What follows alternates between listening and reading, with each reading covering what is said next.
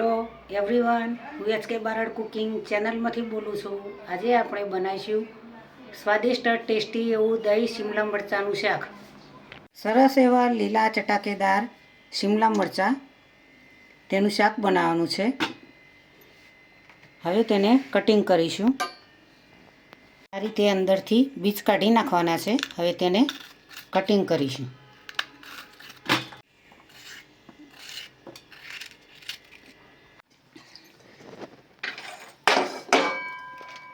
દાણાને શેકી દઈશું. પહેલાં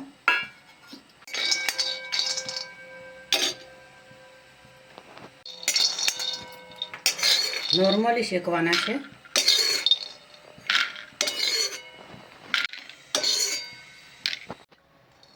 એક ચમચી તેલ એડ કરીશું.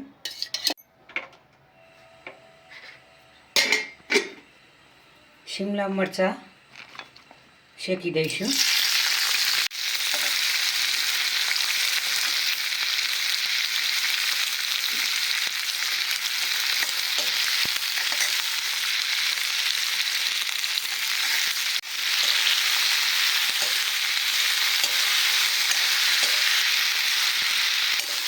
શેકાવા દઈશું.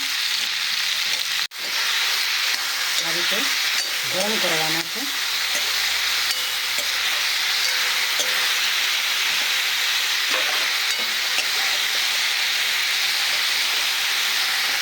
હવે તેને પ્લેટની અંદર લઈ લઈશું.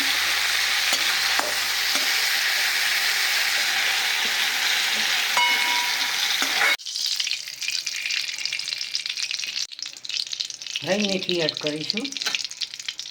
જીરું એડ કરીશું. તજ અને લવિંગ એડ કરીશું. હિંગ એડ કરીશું. ડુંગળી એડ કરીશું.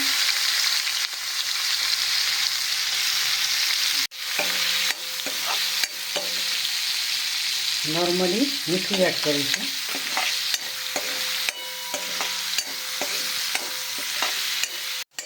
ડુંગળી શેકાવા લાગી છે.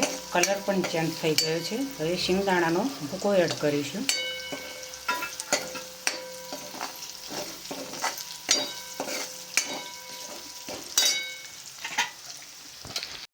મીઠું સ્વાદ અનુસાર, ધાણા જીરું પાવડર,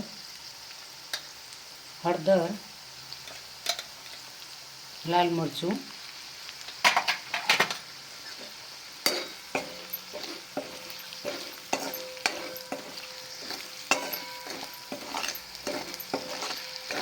પાણી એડ કરીશું થોડું.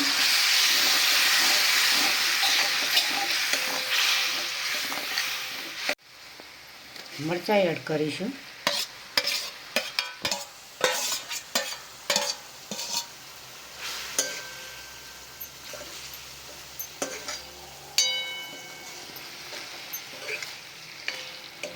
થોડી વાર ઢોકી રાખીશું.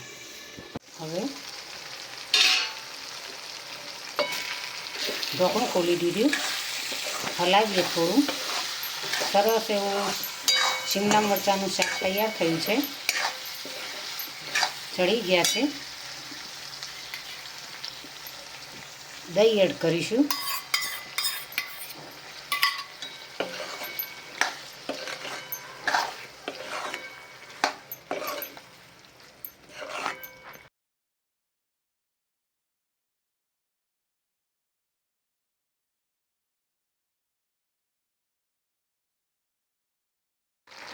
ટોપરાની સીણ એડ કરીશું.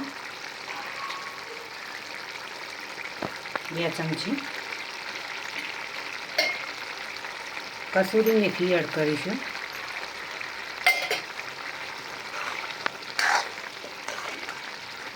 કસૂરી મેથી એડ કરવાથી ખૂબ જ સારો એવો ટેસ્ટ આવતો હોય છે શાકનો. ખૂબ જ મસ્ત એવું શિમલા મરચાંનું શાક તૈયાર થઈ ગયું છે.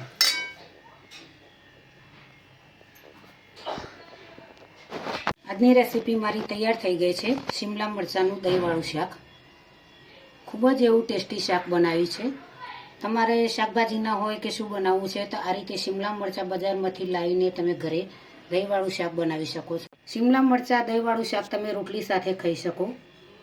ખીચડી સાથે પણ ખાઈ શકો. ખૂબ જ સારો એવો સ્વાદ આવતો હોય છે. આવું ટેસ્ટી શાક ઘરે જરૂરથી તમે મિત્રો બનાવજો, ખૂબ જ મજા આવશે. આજની રેસીપી મિત્રો તમને જરૂરથી મારી ગમી હશે. મારી ચેનલને સબસ્ક્રાઈબ કરજો, મારા વિડીયોને લાઈક કરજો, શેર કરજો, બને તો કોમેન્ટ કરજો.